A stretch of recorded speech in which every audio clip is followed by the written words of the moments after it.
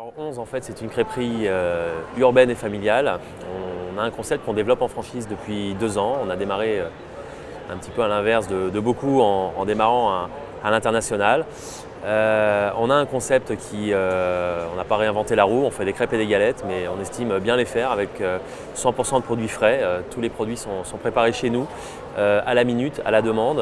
Rien de surgelé à part les glaces parce qu'on peut difficilement faire autrement. Mais uniquement des produits frais, 100% authentiques, des produits qu'on a choisis, qu'on a goûtés avant et qu'on a décidé de prendre pour leurs différentes qualités, leur suivi et leur fiabilité pour nos clients.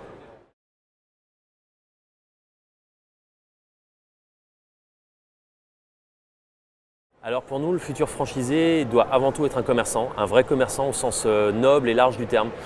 Quelqu'un qui est en empathie avec les gens, quelqu'un qui aime le contact, qui aime travailler, qui aime se faire mal, parce qu'on est dans des métiers de la restauration qui demandent beaucoup d'investissement personnel, beaucoup de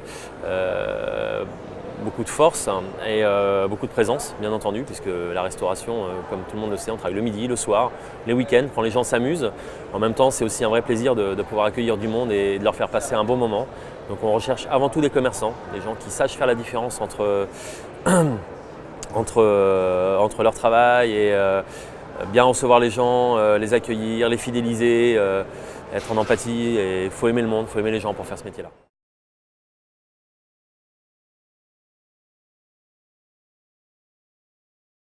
On a un droit d'entrée qui est à 20 000 €. On a des royalties qui sont à 5%, plus les frais de com marketing. Ensuite, on demande un apport de 80 000 € pour pouvoir financer le projet. Et ensuite, tout est induit par le choix du local qui va être plus ou moins cher en fonction des régions, en fonction des tailles. On demande des locaux qui sont entre 80 et 120 mètres carrés, qui sont les surfaces idoines pour notre concept.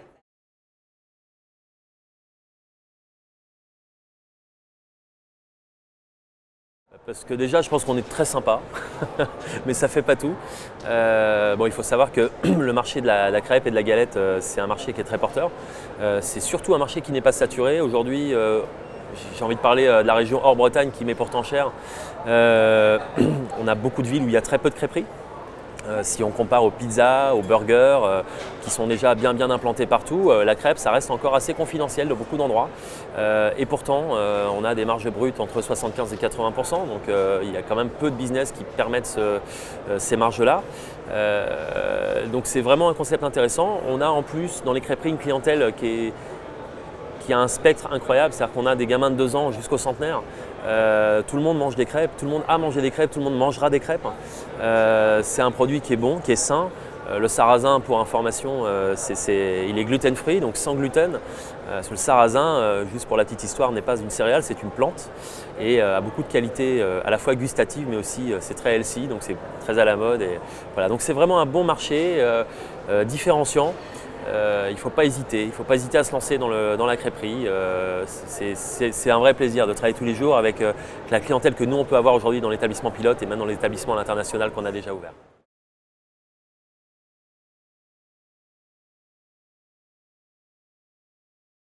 Alors, avant qu'ils rejoignent notre réseau, on est un peu drastique. Là, on a un petit côté un petit peu chiant, on va le dire, parce qu'on veut des gens qui correspondent vraiment à notre philosophie.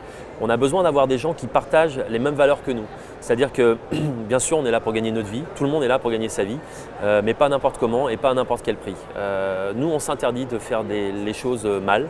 C'est pour ça qu'on ne veut pas faire surgeler, on veut se donner la peine de bien préparer les choses pour les gens et pour que les gens soient contents de venir une fois, mais pas qu'une seule fois, et qu'ils reviennent. Du coup, on fait venir les gens chez nous une journée ou 2 journées en découverte. On leur ouvre les portes de nos restaurants, ils visitent, ils regardent, ils posent toutes les questions dont ils ont besoin. Et une fois qu'ils ont passé cette journée, on échange avec eux pour savoir ce qu'ils en ont pensé et est-ce qu'ils sont prêts à franchir le pas ou pas. Ensuite, on fait leur étude financière, de solvabilité, etc. Et on va les accompagner dans le choix du local. Donc on va les laisser en fonction de la région dans laquelle ils vont être, choisir un endroit qu'on validera ou pas avec eux. Savoir dire non, c'est aussi respecter les futurs franchisés, c'est même parfois donner de l'aide. Si le local ne convient pas, il ne faut pas y aller. Voilà, on fait une étude ensuite localement de la faisabilité, du potentiel. Une fois que tout ça est fait, eh bien, on entame toutes les démarches de formation. Donc on forme à la fois le franchisé mais aussi ses équipes. Parce qu'on est dans un milieu et dans un métier où la transmission du savoir-faire est très importante. Parce que c'est un peu le cœur de notre business. La cuisine, c'est le moteur de la voiture, si on peut faire une petite analogie. Du coup, on va former les gens de A à Z à nos méthodes. On a les fiches techniques, enfin, tout est super carré. Ils sont formés par nos formateurs qui sont totalement top, ils sont sympas et ils sont très très bons. Voilà, c'est aussi un peu dans notre ADN. Et on va les accompagner ensuite jusqu'à l'ouverture. Et puis une fois qu'on aura fait l'ouverture pendant une semaine ou un petit peu plus d'une semaine, on va lâcher la main de notre franchisé et on va le laisser s'envoler vers une belle réussite. En tout cas, c'est tout ce qu'on lui souhaite, mais normalement, à partir du moment où il ouvrira avec nous, il se prépare un bel avenir.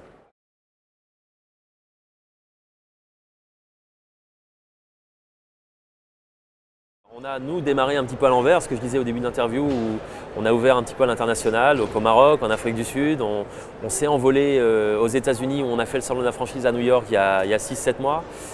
C'était une très très belle expérience. On a rencontré les douanes américaines avec notre farine bretonne dans nos valises, c'était très drôle.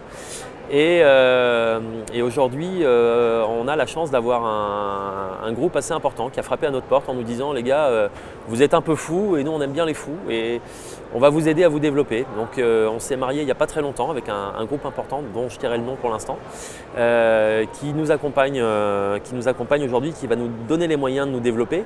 On a un très beau stand au salon, donc j'invite tout le monde à venir nous voir.